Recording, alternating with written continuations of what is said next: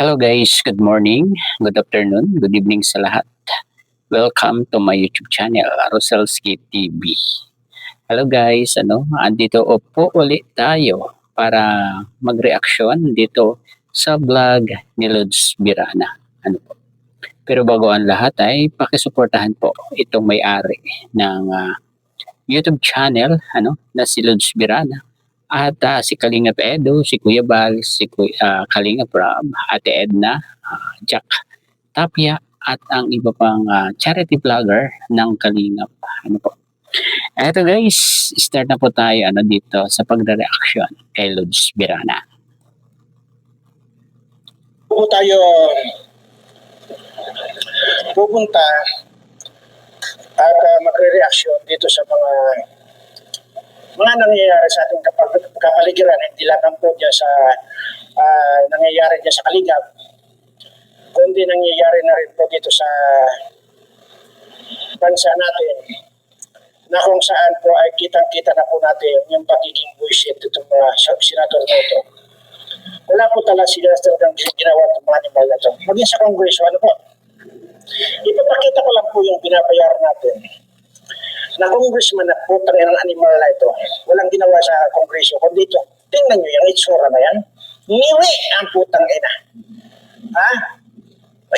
Yan ba ay binabayaran tayo ng niwi na yan? At ano ba ang ginagawa sa Kongreso itong animal na ito? Grabe, Pati yung mga congressman pala, lahat pala talaga ay nire-reactionan nitong si Lods Birana. Wala rin siyang patawad, guys. Ito, political to, di ba? Isang congressman ata itong kanyang nireaction na ito, talagang minumura pa niya. Ito. Dapat ito mga ganitong isura. Naku po, hindi na dapat dyan. Ano? At dito naman po tayo sa Kalingap, ay mayroon po nagpadala sa akin ng picture na napicturean daw po si Dr. Wakwak. Natanggal po yung kanyang postisyon, tanggal yung postisyon niya. Ay ito po pinadala sa akin picture. Dahil po tangin na yung ito ko yan. Ito po si Dr. Wakwak. Ipinadala na po. Grabe. Grabe naman yan. Bakit isa na lang natira, Lods Birana? Ano nangyari? Nangyari dyan? Sa akin yung picture na yan. Nung tanggal daw po yata postisyon niya, pinitsura na sinimbo sa akin. Ayan na po, itsura pala niyan. Pag wala po palang postisyon, ganyan ang itsura. Ito, bubok ito. Ayan. Grabe talagang namang hindi ako makapupun talaga din sa mga animal na ito. Di ba? Grabe. Imaginin mo, sabi, Sir, grabe, ano yan? Ano yan, Lods Birana? Talagang chupon pa, Talagang dumidede ka pa pala sa chupon, Lods Birana, Para, pang ano yan? Bakit hanggang ngayon, gumagamit ka niyang, chupon? may isisend ako sa iyo, sabi ganyan. Kako ano yun? Basta send ko sa iyo. Ay nang ma-receive ko yan. Picture pala ni Dr. Wakwak. Yun po. Tanggal yung kanyang natanggal yung kanyang postisyo.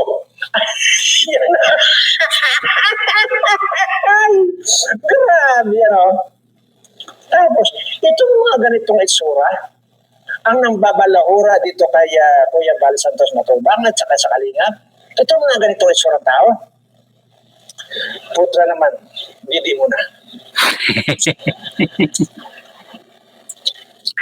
Ayaw pala ang tawag niya doon, Didi muna daw siya. Pabira to si Lods Birana, Grabe naman. Hanggang ngayon, dumididi itong si Lods Birana. Ano kaya yung dinididi niya, guys? Soft drinks? Ano ba? Hindi naman gatas kasi iba yung kulay, Siguro coke yan. Ayan. Grabe, no? Mamaya po, marami po ito. Itong mga putang inang to, walang ginawa kundi ang kung ano-anong pangnalait at kung ano-anong mga issue ang ibabato din sa Kalingap. Sabi ko naman sa inyo, putang na yan, siguraduhin ninyo na kapag bumitaw kayo ng salita, siguraduhin ko sa inyo, mayroon akong mas matinding ibibitaw sa inyo, mga gago kayo. Ay mga bubo, ito mga patay gutom. Hindi po ito nakadidi nung maliit, kaya ganito po ang itsura. Hindi po nakatikim ng gatas yun nung maliit. Hindi raw nakatikim ng gatas. Hindi nakadidi, ano. Kaya naubusan ng ipin siya. Kaya ganyan po ang itsura at ganyan po ang pag-uugali. Yan. Di ba? Kaya ako, hanggang ngayon, nagdididi ako. Malibasa na, sabi ko nga sa inyo, wala naman akong asawa, wala akong pamilya, wala akong anak, wala akong ano. Ha? Kaya ginagawa ko na lamang po, nagdididi. Totoo ba yun? Walang asawa, walang anak? Si Lods Mirana. Pero binata? Binata ba ito si Lods Mirana? Gaano katotoo yun, ano guys? Hindi na lang po ako ng sarili ko.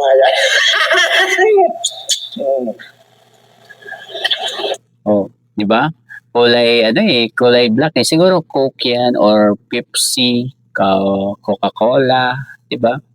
Pop-Cola, yan yun eh. Alin man yan dyan, di ba?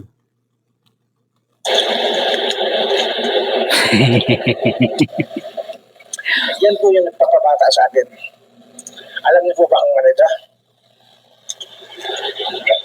Ayan.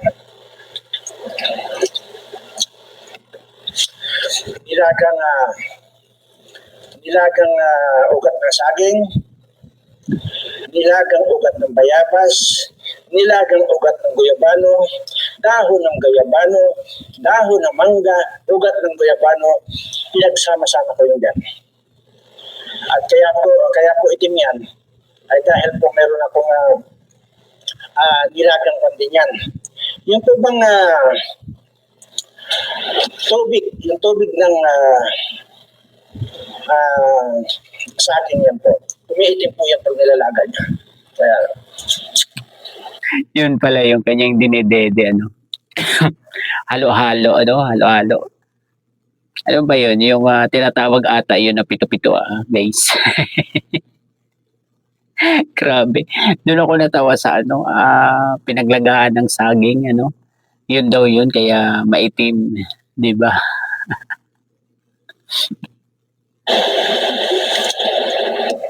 at haluan nyo ng konting kwan para malunok ninyo. Gawin nyo ng konting asukal lang.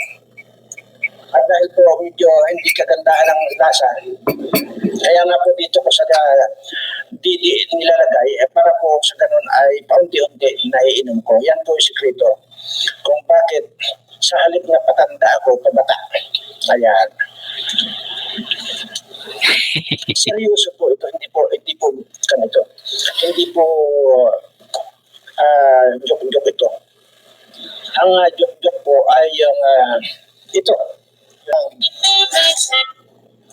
Anyway, ay sa darating pong eleksyon, ito pong mga sinasubire. GB Resito na gago. Lahat po itong mga gago. Itong si Soto, isa rin pong gago ito. Itong si Lacson, isa rin pong gago yan. Grabe, ano? Grabe, guys. Grabe talaga ito, ano? Si Lods Mirana magsalita, ano? Talagang hindi siya, walang control, ano? Puro politiko, yung kanyang dinadali dito, ano? Grabe. Ganito pala ang isang Mirana, guys? Talagang binibira niya ang lahat, Wala siyang patawad talaga. Siguro pati presidente, binibira nito, ni Lods Mirana. Wag niyo pong bibigyan na ng pagkakataon itong mga animal ito. Mga binuto ko rin po ito dati, yung mga putang nanto. Kaya lang, ay wala akong nakikita na ginagawa nila sa kababayan natin. Wala. Ako naman po, sabi ko nga, hindi ako nang babatikos dito kung wala ako nakikitang mali. Lahat po itong mali ang mga pinaggagawa ng mga putang inang ito. Pinapasahod natin itong mga animal na ito. Ang ginagawa sila, away-away sila, kodi-kodi itong mga buwaka ng inang ito. Kaya laging ang talo nito yung mga kababayan natin eh. Ganun po. Anyway, at mag-shift tayo ng topic. Kasi hindi ko rin po basta-basta isit aside itong usapin sa Kalingap. Ang bilis mag-change ng topic, ano? Talagang pinapasadahan niya pareho. Political at kalingap. Political, kalingap. No? Ganun siya ang style, ano? Hindi ko lang po sigurado kung natuloy na po ba yung paghaharap nila sa barangay nitong RTIA at saka itong Kalingap. Pagkakaalam ko, ano, hindi pa. Ano? Siguro wala pang time ang RTIA ano, para pumunta dyan sa DAET. Dahil maraming problema ano, dyan sa Senado, siguro busy itong si Raffy Tulfo, di ba? Kaya hindi muna no, na-schedule yung pagpunta dyan sa DAET. No, guys, kung tuloy pa, ano, kasi nung huling hearing nila, ano, nung patawag ni Kuya Val, parang umaayaw na itong si V, di ba? Kaya siguro parang nawalan ng gana itong secretary ba ito ni Raffy Tulfo or katulong ni Raffy Tulfo, ano, yung isang babae, ano. Siguro hindi natin alam kung itutuloy pa ba or hindi na, no. At saka doon sa Team Anghit or Pamilyang Anghit. Yan. Hindi ko po alam. Ang bira sa Team Anghit. Sino ba guys itong mga Team Anghit na ito? Guys, ano? Comment naman guys Kasi late tayo sa mga balita dito kay Lods Birana. No? Hindi natin alam kung sino yung mga tinatawag niyang Team Anghit. Di ba? So, grabe. Kasi wala po ako napapanood. At wala po akong time na para mag-research. So, natuloy ba? Ganun pa man, may mga nag-document lang po dito na hindi raw po sumipot yung Team Anghit. Ano? Ngayon, ito lamang po masabi. So, yung pala, ano? Yun pala yung tinatawag niyang Team Anghit. Ang bihira. Ito si Lods Birana. Grabe na naman, Team Anghit talaga. Sabi ko sa iyo, Ido, makinig ka. 30 million plus yung nanood sa RTIA nung sinabi ni Beyonce na itong pamangkin ni Kuya Val Santos Matubang ay manya. At sa iyo, naka-address yung manyak na yun. 30 million plus. Para sa akin, ay this is more than enough na ma-destroy yung pagkatao mo. Okay? Totoo. More than enough. Totoo naman yun, ano. Sabi ni Lods Birana, ano, dahil napakarami talaga, ano, nang nakapakinig, no, doon sa RTIA, ano, ng pagkakasabi ni V na talagang manyak itong si Kalingap Edo. No? Kaya nga lang talagang itong si Eds ay binaliwala lang niya. No? Siguro naisip ni Kalingap Eds na hayaan na, no? Hindi naman totoo yung kanyang ano.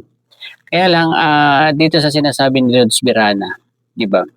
Na sobra ang dami ng nakapakinigan na posibleng masira talaga itong si Kalingap Edo kung maniniwala, ano. Yun naman ang sa akin, kung maniniwala ang lahat ng 30 million na yun, ano, sa sinabi ni V, ano. Pero sa palagay ko naman marami pa rin hindi naniniwala sa accusation ni V kay Kalingap Edo. Ngayon, ang ibig ko sabihin, tapos kung hindi man sila, hindi ko sure ako kung sumipot ba sila sa hindi. Kung hindi man sila sumipot, just pag-uusap na yan, ay second patawag pa ng barangay yan hanggang pangatlo. Humingi ka na or humingi na kayo ng certificate to file action. Ngayon, pag nakahingi na, binigyan na kayo, sigurado magbibigay naman yan ang barangay pagka hindi sumipot sa pangatlong subpina. Bibigyan naman kayo ng certificate to file action. Tapos, pag nabigyan na kayo, pagawin mo na ng complaint itong abogado ninyo. Tapos, diretso na sa prosecutor's office. At dito, pag yan ay umandar sa prosecutor, at hindi pa rin sila sumipot, ibang usapan po yun. Warrant of arrest na. Ibig sabihin, pag may warrant of arrest na, kahit saan pa sila magtago, hahabulin sila ng batas. Yun lang ang... Ngayon, totoo naman, totoo yung sinasabi ni Lods Birana dyan. Guys, totoo yan. Talagang may concern din si Lods Birana kay Kalingap Edo dito. Dahil siguro doon sa hindi niya nagustuhan yung pagparatang ni V kay Kalingap Edo na yan nga, manyak, di ba? Masasabi ko. So, siyempre, kailangan may abogado kayo. Yun po sinasabi ko rito. Na kapag gumawa kayo ng mga ganyan, siguraduhin yung may mga abogado kayo. Kaya, ay ano ba namang alam itong tatay ni Biancy Nabubo? Bir. Didi muna. Didi muna. Bubo itong tatay ni Biancy. Walang pong alam yan. At ngayon, dahil nga sa kabubuhan, sinabi pa, sinang-uyunan pa niya itong anak niyang may anghit. Yung pagkakasabi na, pinainitan daw yung anak doon sa pagsushooting ng pelikula, ni Bobo. Tarantado talaga yung tatay niya. At sabi ko nga, hindi lamang po tarantado at bobo yan. Wala rin ginawa yan, kundi ang dumidi doon sa asawa niya. Walang ginawa kundi dumidi dyan sa asawa niyang butanding. Paribasa ng butanding, siguro maraming nakukuhang gatas. Sa totoo lang po, kapag ka ikaw ay matanda na dumididi sa iyong asawa, nakakabubo po yan. Kaya pala, nagtataka ako, bubo, itong tatay ni Biancy. Kasi didi ng didi. Kaya daming anak ng anak. Diyan masipag yan. Diyan masipag magdidi yan. Masipag mag-anak yan. Papilay-pilay yan noong una. Aba ay noong marami na nagbibigay ng kwarta, ay di na pilay yan. Anyway. Dito naman po tayo sa ayan. Imaginin mo, itong isang putang ng Salcido na ito, sa matagal na pala itong naninira sa Kalingap tong hayop na ito, Salcido, na may almoranas po ito itong si Salcido. Dahil hindi ko po alam kung pati ba naman patula inuupuan ito. Kaya may almoranas. Ito po ang itsura. Hindi ko po alam kung bakit pare-pareho po ng ngipin itong mga putangan to. Hindi ko po alam kung bakit pare-pareho. Yan po ang itsura ni Salcido. Putangin ng mga tao pa ba ito? Parang alam ko mga alien yata itong mga ito. Yan po. Tapos, sabi ko nga kanina, yung pinakita ko, ito, yung nung wala na yung, wala na yung postisyon ni, ni Bayag, ayan na. Tapos, yung pala, itong si Kapiso, postisyon rin po pala ang ngipin. Maliban doon sa dalawang ngipin niya sa Grabe. Grabe talaga to si Lods Pirana. No? Napaka good vibes talaga niya. No? Although makakasakit talaga no? So, doon sa mga tinutukoy niya diyan. Pero sa mga viewers guys, ito ay good vibes lang. Ano? Good vibes lang ito. Bawal dito manood yung mga seryosong tao. No? Kay Lods Pirana. Pero yung mga katulad natin na nakakasakay sa mga ganitong biro, good vibes itong kanyang ito good vibes to ito guys, itong kanyang vlog na ito, good vibes lamang, di ba? Gitna, ito rin po palang itsura ng putang ina. Bakit kaya pa? Ay! Pare-pareho na lang ang mga itsura ng mga hayop na mga alien nito. Ito po yung numero una din po na makapanglait. Naghahamon ko ng debate itong animal. Akala mo napakatalino itong animal na ito. Ano bang didibatayin? Hamon ng debate, putang ina ka, yung ngipin mo, putang ina ka, ayusin mo. Wala. Postiso rin pala yan. Naiba lang yan. Yan ang hindi postiso, yun nasa gitna. Na parang kasing laki ng asarol. Bullshit na to. At mayroon pa. Naku po. Grabe. Ito po yung paboritong isda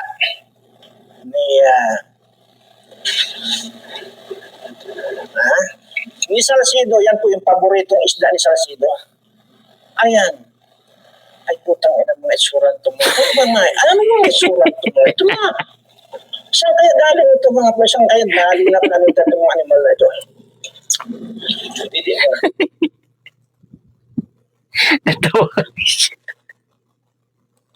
Natawa ako doon sa paboritong isda ni Salcido. Guys, grabe. Grabe itong si Lods Pirana, no? Grabe na ito. Sobrang good vibes nito, guys, ano? Pero hindi ito kaya lang hindi ito masasakyan ng kanyang mga topic ito itong mga ganito, pero sa mga viewers guys ay talagang good vibes lang talaga itong mga content ni Lods Pirana, hindi lahat ay seryoso, di ba?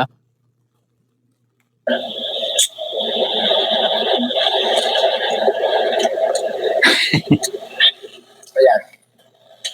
Para maganda. Tapos, ayan. Ito po yung pinagmamalaki nila.